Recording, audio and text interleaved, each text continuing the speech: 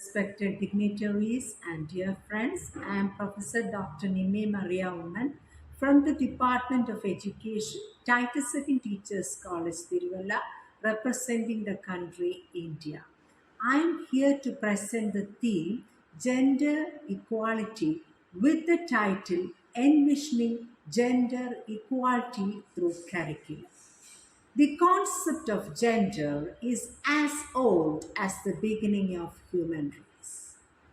We have reached the year 2023. Every day and every moment, the gender factor is gaining significance or prominence. But we see lot of atrocities with respect to female gender, male gender, and transgender. Where have we gone wrong? How can we give quality education to our wards? This is our concern. Unless and until we promote gender equality in our classrooms, this will not materialize. So, our focus should be gender empowerment education or global empowerment education. The Sustainable Development Goals, as put forward by the United Nations, 5 stands for gender equality and 4 stands for quality education. To ensure quality education, gender equality is a must. Over the world, when we analyze different society, since gender is a social construct, it varies from society to society. In many countries, in developed and developed countries, of course, in undeveloped countries also, gender atrocities are very evident. Even though it started with the beginning of human race, even till this minute, we are seeing lot of differences with respect to gender. How education can stand as a powerful tool inculcating the value of gender equality. That is our concern. As educationists, how can we bring our classrooms or bring gender equality or ensure gender equality in our classroom? Through our syllabus, through our curriculum, through our teaching learning interaction, we ought to become gender ambassadors. This should be our focus. Let's all wish that the presentation which I'm going to give right now will enhance in each one of us some gender insights which lead to gender empowerment education. Right into my theme, envisioning gender equality through curriculum. Let us see what is gender. Gender refers to the characteristics of women, men, girls and boys that are socially constructed. This includes norms, behaviors and roles associated with being a woman, man, girl or boy and the relationship that affects each other. As a social construct, gender varies from society to society and also change from time to time. Gender equality is something more than a gender. It is the feeling that one experiences in his personal life and in the societal life as a state of equal ease of access of resources and opportunities, regardless of gender, including economic participation and decision making, and the state of valuing different behaviors, aspirations, and needs equally, regardless of gender. Now, coming to curriculum, it's a tool in the hands of an artist to mold his materials according to his ideals in his studio. The famous definition by Arthur Cunningham. So how much it is important or what are the roles a curriculum would exercise in shaping the gender? Now the functions served by the curriculum can be categorized in different ways. First one is, it is the synthesis of subject through the various subjects and how life is connected. Second one, acquisition and strengthening of knowledge which leads to wisdom. The third point is complete or holistic development of the individual, which caters to all the faculties, that is social, emotional, cultural, personal, and all. And lastly, the development of democratic values. Coming to the next set of values associated with curriculum. It should satisfy the educand's need or the learner's aspiration. Second one is the realization of values. We are living in a society where values are getting deteriorated day by day. So one of the important functions of curriculum is the fulfillment of values. The next point is the harmony between the individual and society. When we speak about society, it is not just a harmonious relation of an individual with an immediate society, but it focuses to the global society. When creation of a suitable environment, of course we know that classroom is a miniature form of society. It creates ample opportunities for the child to learn. So before we give the opportunity, it is the prime duty of educators also to create an ambience or a suitable environment to learn. Now, how this curriculum and education is interconnected. We know that curriculum is connected with all aspects of education. While education is a developmental process or which is geared towards development, curriculum is the important tool that provides the goal that is directed for that process. While education is the result of learning, curriculum signifies situations and experiences for learning. Now, the objectives with respect to curriculum and education are decided by the philosophical, sociological, and the psychological factors or attributes. The content or the learning material is of high significance in shaping an individual. The teaching learning activities and the strategies that result in the transition of the individual. And last but not the least, the evaluation pattern, the outcome of this learning process.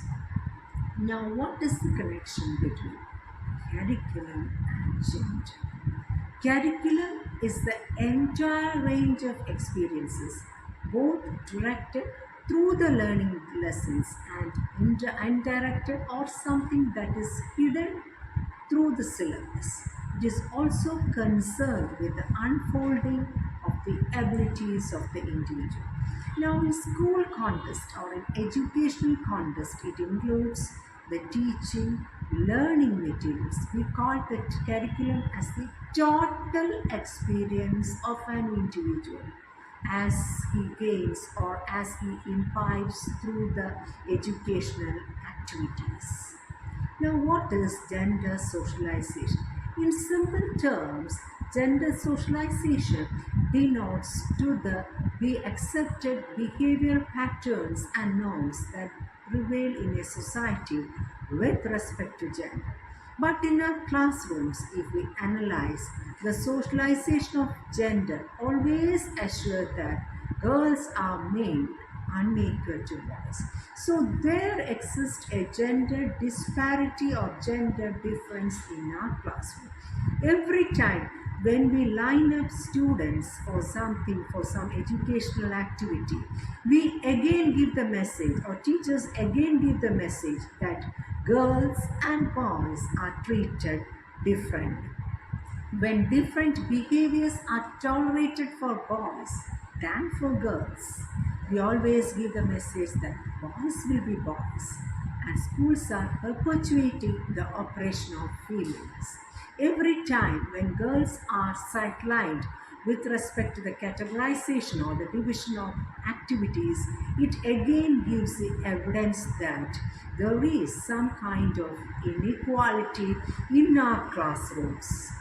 Teachers always socialize girls for a feminine ideal, the ideal that teaches them that you are a girl, They are always praised for being neat, quiet, and calm. On the other hand, when boys do some mischievous act, again the tag is they are boys. Boys are encouraged to think independently, be active, and speak up. Gender bias in education reaches beyond socialization pattern. We know that this bias is embedded in textbooks, in lesson, and even in the gender interaction because the gender of the teacher also influences the classroom pattern. This type of gender bias is a part of the hidden curriculum of lesson taught implicitly to students through everyday functioning of their classroom. Now, how can we create an equitable learning environment? Teachers need to be made aware of their gender-based tendencies. They should be provided with strategies for altering their behavior. That is, thinking that girls are inferior. They are not inferior. They should be treated equally, even through the educational materials. We have to combat this gender bias. The school curriculum should be constructed taking into account the principle of gender mainstreaming. Gender mainstreaming means both the genders are given equal opportunity. Regardless of the environment, they are or they should be made aware that they are not inferior, they are equal. We should speak about not just two genders, male, female, but also transgenders. Because nowadays in society, transgenders are also getting prominent roles. So all the three genders should be treated equally. The curriculum should address the global patterns to inequality between women and men, the reason for violence or atrocities or trials against women, their lack of political participation, and their non-representation or minimum representation in decision-making structures. The textbooks in all forms should eliminate gender discriminatory gender representations. Now, what can we do as teachers? What are our roles through our subjects in creating a gender equitable environment? First one is the gender sensitive classroom. All the issues with respect to boys or girls or with respect to men and women or as I've mentioned transgenders should be given due importance or equal importance, and the teaching approaches should be structured in the way or the learning approaches that we give should focus to gender empowerment rather than gender inequality. Then gender sensitive management structures that should be promoted in our classrooms. And how about the distribution of resources and facilities? We have to give all facilities to boys and girls without giving even a single room for discrimination. So as teachers, we ought to have a gender conscientization or a gender awareness in our mind that our girls are not at all inferior or our boys, in that line also we have to think. They are not at all superior. They are equal. We have to think about the Sustainable Development Goals 5, which cater to gender equality. Once gender equality is exercised or evident in our classroom, that means as teachers, we are also focusing to gender quality education or quality education in general.